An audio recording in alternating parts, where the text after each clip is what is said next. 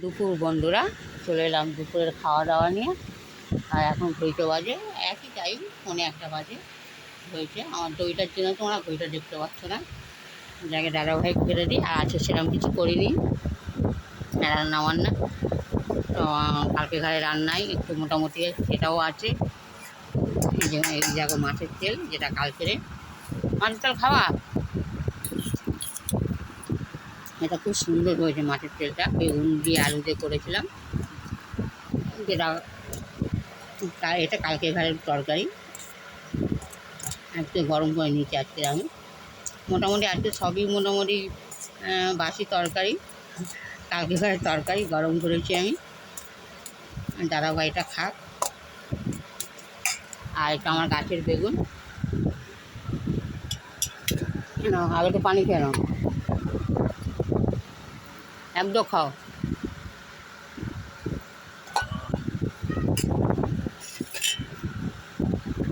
আর একটু আলু ভাজা, ভাত বার করতে গিয়ে একটুখানি ভাত পড়ে গেছে তাই ভাজার মধ্যে। আর একটু ডালটাও কালকে গাড়ির ছোলার ডাল আর মুসুরির ডাল করেছিলাম একসাথে। দাদাভাই কী করে জানি না, একটু গ্যাগো গ্যাগো করবে খাওয়া। ডাল দেখলেই উনি খুব একটা পছন্দ করে না। আর আজকে এই দুদিন বন্ধুরাও এত প্রচণ্ড গরম পড়েছে, জানি না কী হবে, প্রচণ্ড গরম। যদি এখন রোদটা খুব কম, রোদের তেজটা কম, কিন্তু সকালের দিকে 2-4 ফোঁটা বৃষ্টি হলো। হ্যাঁ গো, বাসি তরকারি ঠিক আছে, ঠিক আছে। আর নতুন জিনিস বলতে আজকে এটা ডালের বড়া, ছোলার ডাল বেটে কালকে বড়া করেছিলাম, এটা রয়ে গেছে। আর আজকে করেছি আমি এটা যদি আজকে লাউ ডিম দিয়ে করেছি। লাউ দিয়ে ডিম ভেঙে ভেজে নিয়ে তারপরে ছোঁকে দিই, এটা 5 ফোড়ন, শুকনো লঙ্কা, তেজপাতা দিয়ে ছোঁকে। আর ডিমটা আগে ভেজে তুলে রেখেছি, কেননা ওর সাথে যদি ডিমটা মানে লাউটা যদি কষতে কষতে ডিমটা দেওয়া যায় তো ওইটা আঁচতে গন্ধ থাকে। আর ডিমটা যদি ভেজে পরে বিছিয়ে দেওয়া যায় তরকারি লাস্টে, কিন্তু সেই তরকারিটা টেস্ট হয়। তা সেইভাবেই আমি তরকারিটা যে করেছি। যা দাদাভাই খাওয়া হয়ে গেছে, ডাল দিয়ে দিই। এই দেখো 2 রকম ডাল, ছোলার ডাল আর মুসুর ডাল দিয়ে এটা কালকে করেছিলাম। পেঁয়াজ দেওয়া আছে, আর তোমার জিরে আর শুকনো লঙ্কা ছোঁকে ডালটা করেছি। যার আগে কিছু বলেনি, তার আগে কিছু ডালটা খাওয়ার কথা কিছু বলেনি, যে খাবো নাকি কিছু বলেনি, দেখে নিয়ে নিল।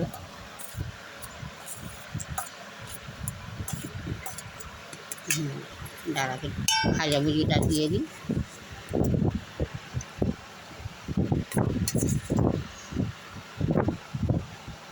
আর যে লাউ, এটাও আমার 2 দিন হয়ে যাবে। দেখতেই পাচ্ছ কতটা করেছি অল্প, বেশি না, কিন্তু হয়ে গেছে অনেকটা। এই যে ডালের বড়া দেখতে পাচ্ছ, এটা ছোলার ডাল দিয়ে করেছি। আর একটুখানি ডাল দিয়ে, এটা কুমড়ো শাক দিয়ে ডাল দিয়ে করেছিল, এটা কালকে ঘরে আমি আজকে গরম করে রেখেছিলাম। যাও, এটা খাবে না দাদাভাই। আর শাক জিনিসটা ওকে আর দেবো না। শাক জিনিসটা আমার নিজেরও খাওয়া উচিত না, কারণ আমাদের গ্যাসের প্রবলেম। এইসব জিনিসগুলো খাওয়া মানেই গ্যাস হবে, প্রচণ্ড গ্যাস। আর লাউ তরকারি কেমন হয়েছে না? হ্যাঁ, ভালো হয়েছে। খেয়েছি কি না খেয়ে বললে? হ্যাঁ, ওই অতটা কাটছি, যার একটা লঙ্কা আছে, এরকম করে না দিলে ও সব একসাথে খেয়ে নেবে না।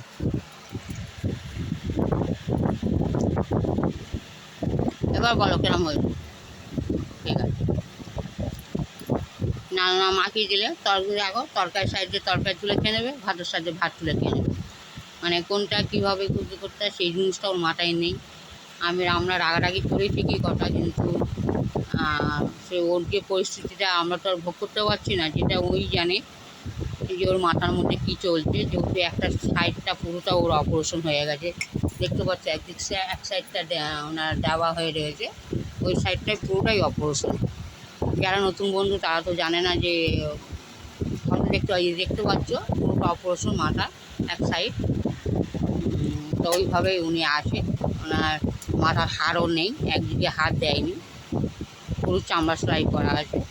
তো ওর জন্যে ওনার কথাটাও চলে গিয়েছে, উনি কথাও বলতে পারে না, ওই ইশারা করে আমাকে বলে যেটা দরকার লাগে। আর আমি তো ধরো এতদিন ধরে আছি, ওর ইশারাটা আমি বুঝে গেছি যে কোনটা কী, কখন কোনটা কী চায়, কখন কী কোনটা বলতে চায়, যেটা আমি বুঝি।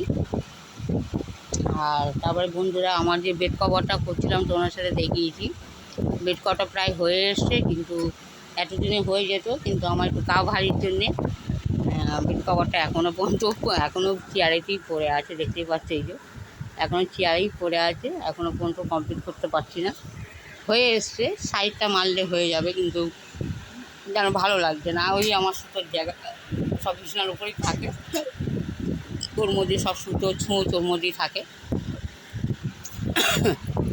আর আজকে দুপুরবেলা মোটামুটি এই ছিল আমাদের দুপুরে রান্নাবান্না, গরিবের রান্নাঘরে আজকে এই জোগাড় করতে পেরেছি। আর মোটামুটি আজকে বিকেলে বন্ধুরা খুব আনন্দ আছে। কেন, আজকে বিকেলে আমি আঙুর গাছ আনতে যাব, যেটা নিশ্চয়ই তোমাদের সাথে শেয়ার করবো, দেখাবো। এতদিন আমি ভিডিওতেই দেখেছি আঙুর গাছটা, তা সেটা আমি আজকে অরিজিনাল আমার চোখের সামনে দেখবো, প্লাস আনবো, আমার জায়গায় পুঁতবো। মানে খুব ইচ্ছা আঙুর গাছটা যে কবে এনে বসাবো আর কবে ফলন হবে। ওরা তো বলছে যে 9 মাসের মধ্যে গাছে ফলন চলে আসবে। তা দেখা যাক আমার এই মাটিতে কিরম কী হবে জানি না। তা এনে তোমাদেরকে নিশ্চয়ই দেখাবো বেগুন গাছ, মানে আমার 2 রকম আঙুর গাছ আনবো, একটা কালো একটা সবুজ, সবটাই তোমাদেরকে দেখাবো। আর দুটো যখন আমি গাছটা রোপণ করব তখনও তোমাদেরকে দেখাবো। আর ওর যে কী সার লাগে, শুনেছি নাকি গোবর সার দিতে হবে। তা যাকে সব মোটামুটি একটু একটু করে জোগাড় করে রেখেছি আমি। খুব ইচ্ছা বিকেলটা কখন হবে, যেহেতু আজকে হাটবার ছেলেটা বসে, আজকেই আনতে যাবো আমি।